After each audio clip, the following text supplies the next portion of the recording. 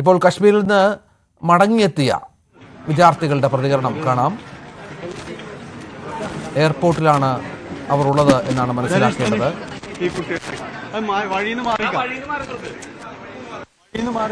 കൊച്ചിയിലേക്കാണ് അവർ മടങ്ങിയെത്തിയത്. അവരുടെ പ്രതികരണം അല്പസമയത്തിനകം ലഭ്യമാകുമെന്നും പ്രതീക്ഷിക്കുന്നു.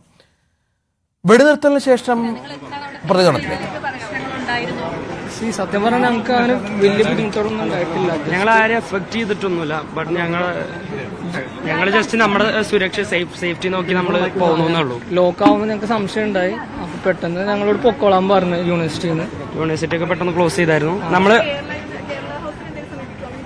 ഞങ്ങള് സുർജിത് ഭവനിലായിരുന്നു. പിന്നെ കേരള ഹൗസിൽ കുറച്ച് പിള്ളേരുണ്ടായിരുന്നു. ഞങ്ങൾ സുർജിത് ഭവനിലായിരുന്നു 2 ദിവസമായിട്ട്. അവിടുന്ന് ഇപ്പോൾ ഇന്ന് രാവിലെയാണ് ഫ്ലൈറ്റ് എടുത്ത് വന്നത്. പേടിക്കാന്ന് പറഞ്ഞാൽ നമ്മൾ കണ്ടായിരുന്നു, കുറച്ച് ഡ്രോൺസ് ഒക്കെ കണ്ടിരുന്നു. അത് കണ്ടു, ബ്ലാക്ക് ഔട്ട് ആയിരുന്നു അന്ന്. അപ്പൊ 2-3 ഡ്രോൺസ് മേലെ കൂടി പോകുന്നതും മേലെ തന്നെ വെടിയിട്ട് വീഴുന്നതും കണ്ടിരുന്നു. ജസ്റ്റ് എന്താ എല്ലാവരും ഒന്ന് പാനിക്കായി. പക്ഷെ ഞങ്ങൾ അത് എഫക്ട് ചെയ്തിട്ടുണ്ടായിരുന്നില്ല. ആക്ച്വലി നെക്സ്റ്റ് ഡേ തന്നെ ഞങ്ങൾ ഇങ്ങോട്ട് പോകുന്നത്. ഇപ്പൊ വന്നിരുന്നു. ഇപ്പൊ ഇവിടെ വന്നതിലിപ്പോ ഞങ്ങളുടെ 5-6 പേരേ ഉള്ളൂ.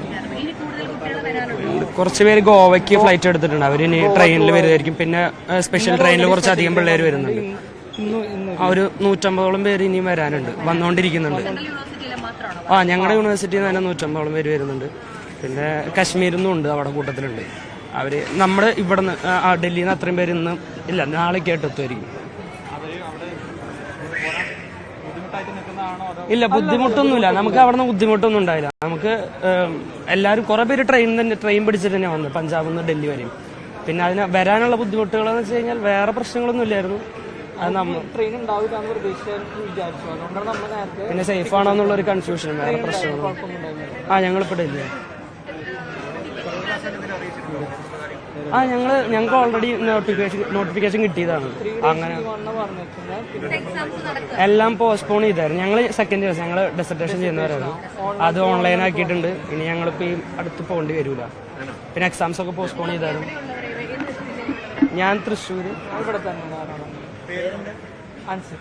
ഞാൻ സനൽ.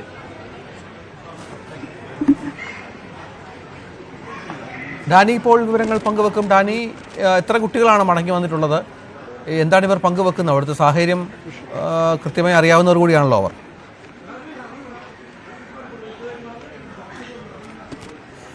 തീർച്ചയായും രഞ്ജിത്ത്, കാരണം ഇപ്പോൾ നമുക്കറിയാം പഠിച്ചുകൊണ്ടിരിക്കുന്ന വേറെ, അതോടൊപ്പം തന്നെ സെൻട്രൽ യൂണിവേഴ്സിറ്റിയിൽ ഉണ്ടായിരുന്ന